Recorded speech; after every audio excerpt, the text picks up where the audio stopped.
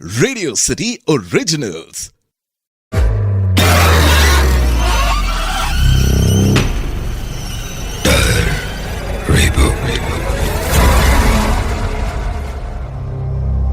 मेरा नाम नितिन कजोले है। आज जो कहानी मैं आपको बताने जा रहा हूँ वो वाकई मेरे साथ हुआ था।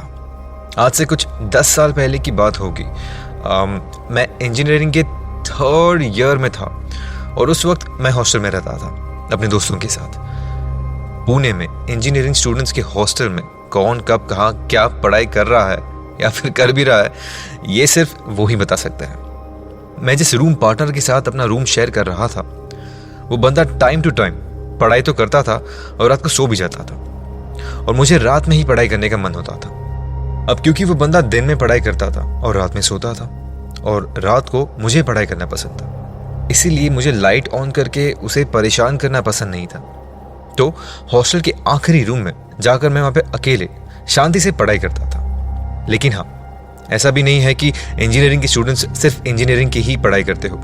इस दुनिया में जितनी भी एक्स्ट्रा करिकुलर एक्टिविटीज होंगे उसमें भी हम इंजीनियरिंग के स्टूडेंट्स पार्टिसिपेट करते हैं और उसे जीते भी थे। कहानी कुछ ऐसी थी कि हमारे हॉस्टल में कुछ रूल्स एंड रेगुलेशंस हुआ करते थे, हर किसी हॉस्टल की तरह, और हमें मैक्स टू मैक्स 8 बजे तक किसी भी हालत में अपने हॉस्टल में पहुंचना था। इस पर हम क्या करते थे कि हम अपने हॉस्टल शाम 7 बजे निकलते थे। उस हॉस्टल से कुछ ही मीटर दूर एक ढाबा था जहां हम लोग चाय पीने, कुछ खाने या फिर ड्रिंक्स पीने जाया करते थे। अब सीन कुछ ऐसा था कि रात में उस ढाबे में हमारे सीनियर्स भी आया करते थे, स्पेशली ड्रिंक्स करने के लिए। अब ड्रिंक्स की बात हो, इसका मतलब ये नहीं कि बस पिए ही जाओ। उस वक्त उतने पैसे भी नहीं थे, बस 1-2 ग्लास, 2 पैग यानी कि 30 ml जितना हो सकता था बस। तब ऐसा माहौल था कि वो सीनियर स्टूडेंट्स हमें भी अपने ड्रिंक्स ऑफर करते थे, तो हमने भी पी ली थी।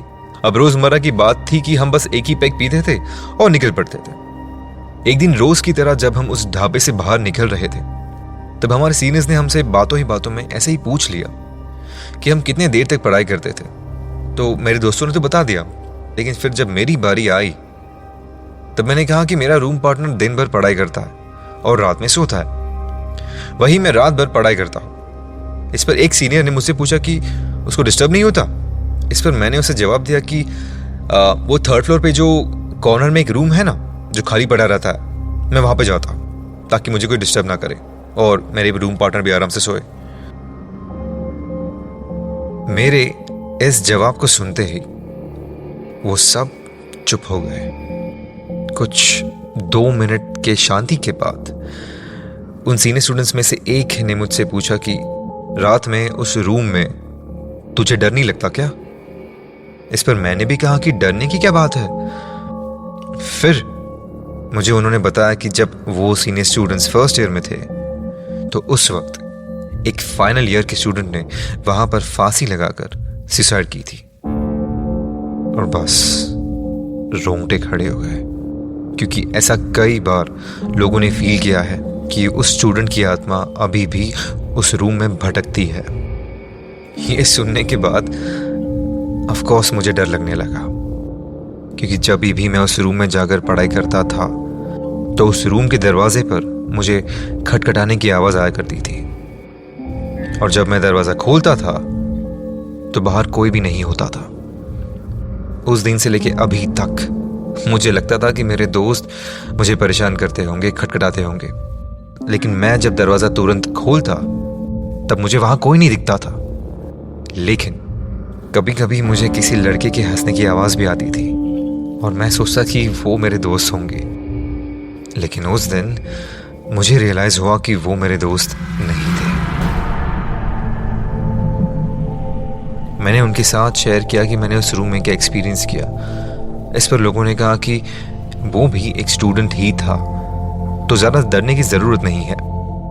साथ ही उन्होंने मुझसे ये भी कहा कि मैं दोबारा उस रूम में ना जाऊं। फिर उस दिन के बाद से मैं अपने ही रूम में पढ़ाई करता था। तो ये डर का वो इंसिडेंट था जो मैंने एक्सपीरियंस किया। आप सुन रहे थे डर reboot, only on radio city.